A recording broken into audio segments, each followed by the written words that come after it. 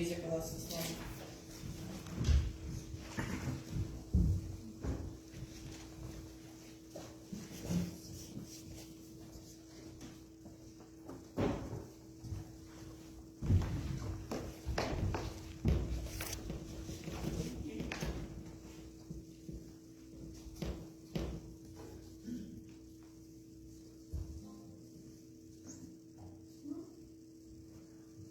No, it's there for decoration.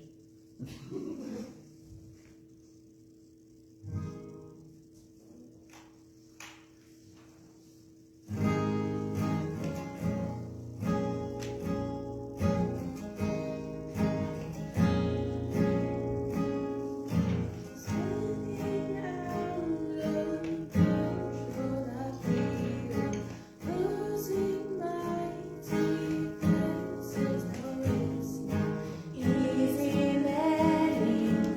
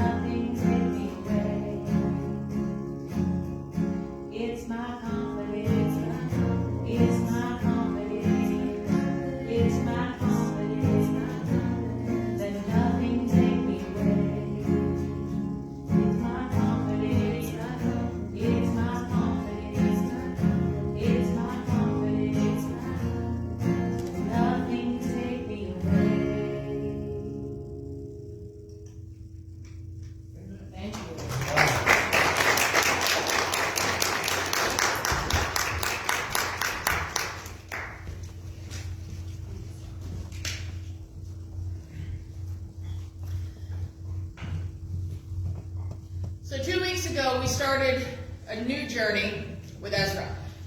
And today we're going to continue that journey. Ezra is, after all, a very interesting piece of our Holy Scriptures.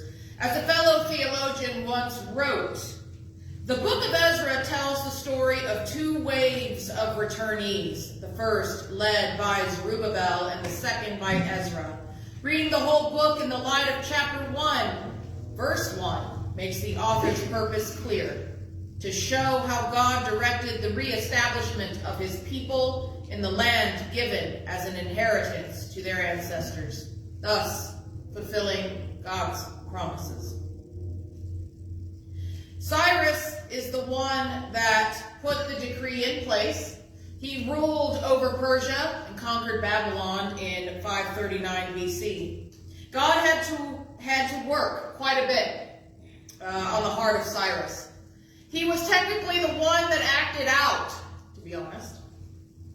It was the hand of God that produced this new need of action in Cyrus.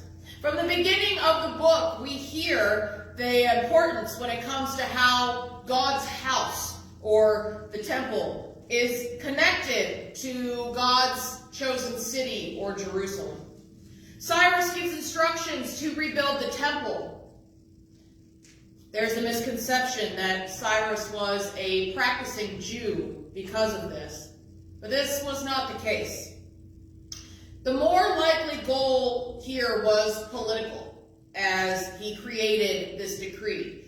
In the response of his decree, the Jews showed their two main concerns: reconstruction and the provision of materials. The Jews that decided to return were led by the heads of the tribes of Benjamin and Judah. These two tribes had remained faithful to the Temple of Jerusalem. These two tribes really were the powerhead of the post-exilic community. With Cyrus moving higher in power, God was working through Cyrus, and more importantly, through his people, to provide them a chance for restoration. Today's chapter is unique. If any of you have ever looked at Ezra 2, it is 80% a list of names. It's like one giant roll call. I'd be nervous to read it out loud, fearing someone would yell here. So I'm not going to do that today. I'm going to read a couple of sections for you, and then we're going to try to get a better understanding of why there even needs to be a chapter that is mostly just a list of names. Why is it important? Verses 1 through part of 2 says, "Now these are the people of the province who came up from the captivity of the exiles, whom Nebuchadnezzar, king of Babylon, had taken captive to Babylon. They returned to Jerusalem and Judah, each to their own town, in company with Zerubbabel, Joshua, Nehemiah, Seraiah, Realiah, Mordecai, Bilshan, Mispar, Bigvai, Rehum, and Baanah." Then we hear the list of the men of the people of Israel, followed by the men of Bethlehem, followed by the priests, the descendants of Jedaiah, then the Levites, the musicians, the gatekeepers, the temple servants, the descendants of the servants of Solomon. The temple servants and the descendants of the servants of Solomon continue to be read. The following came from the town of Tel Malal: Tel Harsha, Karub, Adon, and Immer. Then we hear the descendants of Delai, Tobiah, and Nekoda. We hear the descendants of Hobaiah. Then in 62, we hear this: "These searched for their families' records, but they could not find them, and so were excluded from the priesthood as unclean. the governor ordered them not to eat any of the most sacred food until there was a priest ministering with the Urim and the Thummim. The whole community numbered 42,360, besides their 7,337 male and female slaves, and they also had 200 male and female singers. They had 736 horses, 245 mules, 435 camels, and 6,720 donkeys. Because we needed to know that. When they arrived at the house of the Lord in Jerusalem, some of the heads of the families gave freewill offerings toward the rebuilding of the house of God on its site. According to their ability, they gave to the treasury for this work 61,000 derricks of gold, 5,000 minas of silver, and 100 priestly garments. The priests, the Levites, the musicians, the gatekeepers, the temple servants settled into their towns, along with some of the other people, and the rest of the Israelites also settled in their towns. So as I said, most of chapter 2 is nothing but a list of names. Why does it matter? It may pose the question, what on earth can you teach us from a giant roll call in the Old Testament?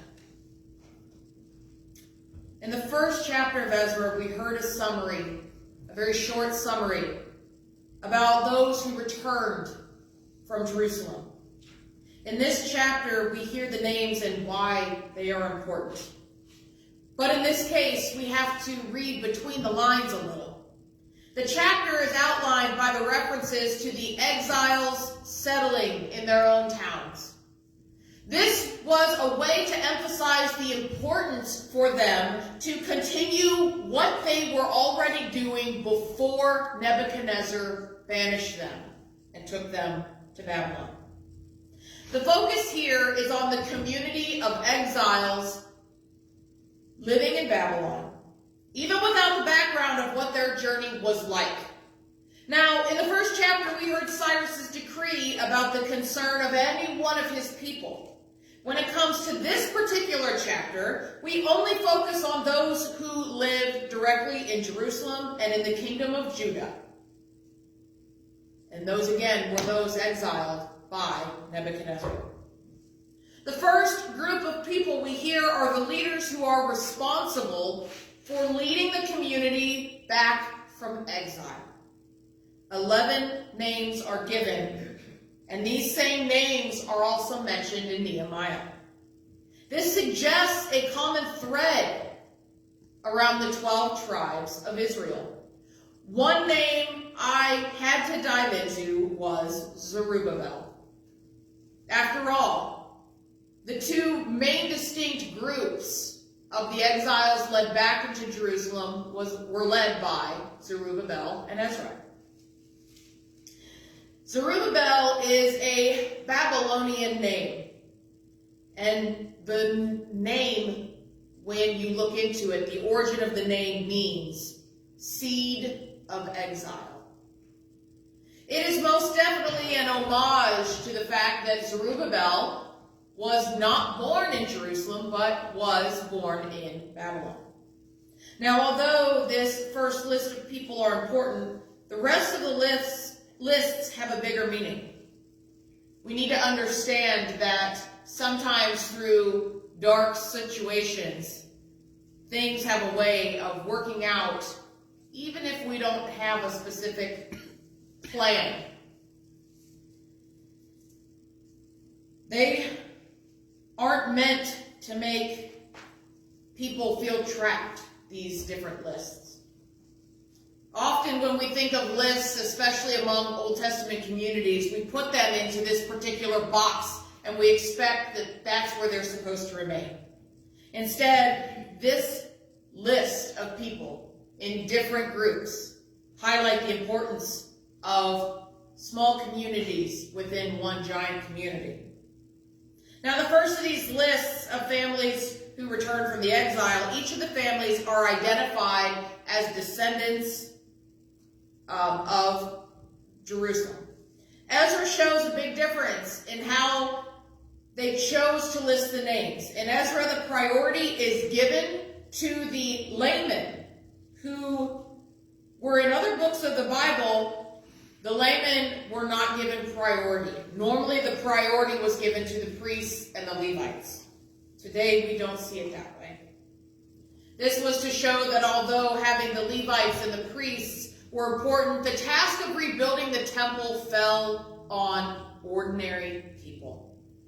And this made them the focus and really the primary people to be recognized. In most societies today, we see a hierarchy of people. We see it in our own country. I read several articles about how the United States really looks at its population. One article said, social classes are hierarchical groupings of individuals that are usually based on wealth, educational attainment, occupation, income, or membership in a subculture or social network. Social class in the United States is a controversial issue, having many competing definitions, models, and even disagreements over its very existence. Many Americans recognize a simple three-tier model that includes upper, middle, and lower class. Some social scientists have proposed more complex models that could include as many as a dozen class levels. Meanwhile, there are other scholars that deny the very existence of social classes in American society.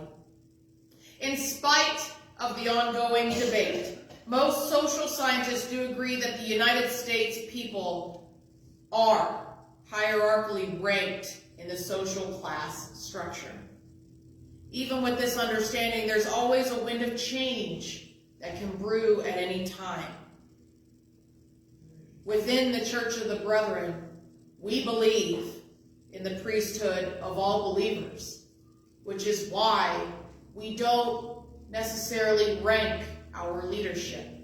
We are all of the same importance, just different gifts. The next list of people that are named in this chapter were listed in according to the name of the town or village that they originated from before their exile. The first two towns of Bethlehem and Netopha are part of the larger kingdom of Judah, within the towns being part of the territory of Benjamin. Now, the towns mentioned strongly suggest that the majority of those returning had originally come from places within the borders of the ancient kingdom of Judah. This doesn't really surprise us.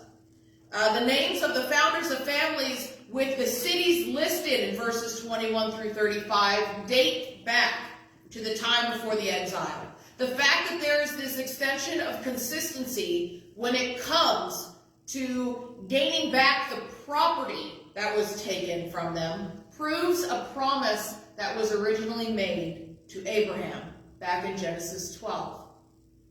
That promise was this.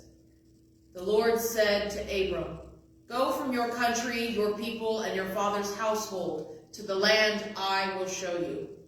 I will make you into a great nation, and I will bless you.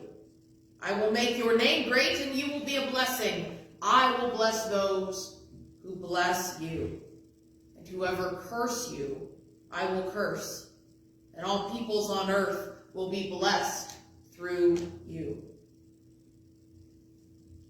The next list we hear includes those of multiple groups of temple personnel. This list is important because it's the main reason for their journey back from Babylon, and that was to rebuild the temple. The temple would need specific personnel in order to make it run. When we look at the church today, no matter what your denominational background is, we can look at the fact that a church needs different type of personnel to make it run. Within our own walls, we have members of the church board, different subgroups that have their own purpose, their own function. Each may have a different purpose, but without each particular group, without each one of you here, this church would not run. The priests in Ezra are arranged into different groups. When I think of us, I think of our different communities, how we may list our congregation under different boards, different gifts. Some are great with missions. Some are great with outreach. Some might be great in keeping up with the financial means. Some may be great with witnessing. Some may be great with the card ministry, or the prayer groups. Not one group is more important than the other.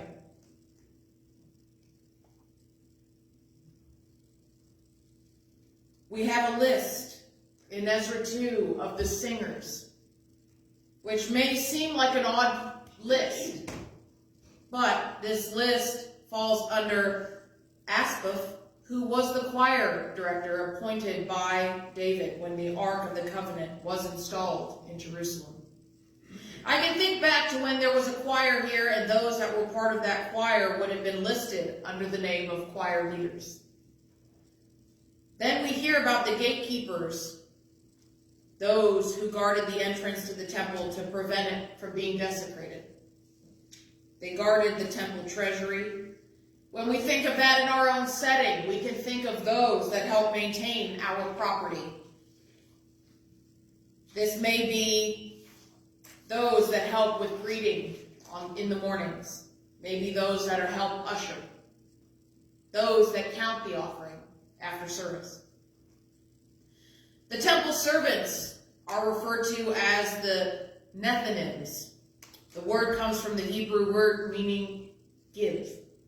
Now, what's interesting is that this group of people are not mentioned as part of the personnel before the exile. This same group of people participated in the construction of the walls of Jerusalem. I hook this group to our modern day congregation. Those that come to worship. Those of you right now sitting in the pew. Thinking universally as a church, it's easy to forget our devout attenders. Those not in an authoritative position, but those dedicated to ministry in their presence, their giving, their prayer, their support, and their example they set outside of these walls. That includes those that have the privilege of joining us via Zoom because they can't be with us in person. It is often those that don't hold a position that end up doing the most work. Yet we forget how important they truly are. The temple would be rebuilt in the same location that the one previously stood. The financial contribution towards the building project is yet another example in our Holy Scriptures that remind us of unique types of offering. Thinking to the Exodus, the Israelites gave gifts to be used for making the ark and the tabernacle. During David's reign, their free will offerings contributed to the construction of the temple as outlined in 1 Chronicles. The biggest difference in the outline of Ezra is the fact that the initiative for this offering came from the entire community. This put an emphasis on the importance of a whole community in rebuilding the temple. Today's message may seem like there's not really a big biblical principle at play, but there is. There's an important aspect to knowing genealogies, to knowing different groups, to knowing where you came from. It helps us understand our origins and the group of people we belong to. Thinking of it in an ancient setting, genealogies set out people's relationships to others.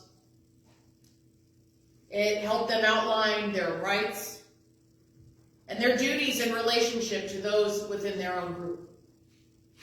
When we think of it just as a community of God, in today's setting, the big message when reading between the lines is that when we are before God, we might be able to list people into different groups. We might be able to think that people are better than others. But before God, we are each created equal. We each have our own importance. We each have our own set of gifts.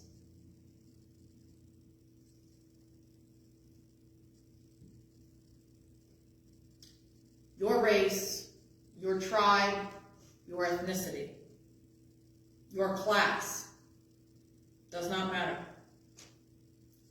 The universal church is made of men, women, children, of all ages, all nationalities. We all have one common identity. Each one of us is a creation of God. The identity we have in Jesus Christ doesn't have an exclusive clause. It doesn't allow us to decide who belongs and who doesn't. We're called in our uniqueness to love and care for all people, respecting the fact that they have an importance, even if it doesn't match what we think our importance is. We are called to care for people, to understand each subgroup within our church community, the community we live in, and the community around the world. We are encouraged to help others understand their gift, to use their gift in the way it was originally designed to be used. Without the respect of everyone, we cannot function as a body. We can't fulfill our purpose as God's creatures, which is to continue the message of our ancestors, and especially the message of his Son, to love one another, just as God loved us. It's easy to put ourselves in a place where we judge others because we think we're either better than someone, or maybe we think we're not as good as someone. Your status means nothing. It's worldly. It's earthly. We are not of this world. Remember that no matter where your name falls on a roster in this world, your name is on a completely unique list that only God has. Let us pray. Gracious God, we are humbled. Sometimes it's hard to read your holy word and to understand why it's part of our teachings. Sometimes it's hard to just have different groups of people and to be able to relate to it in our own setting today. As we break down today's message, the different groups aren't necessarily important for us to remember.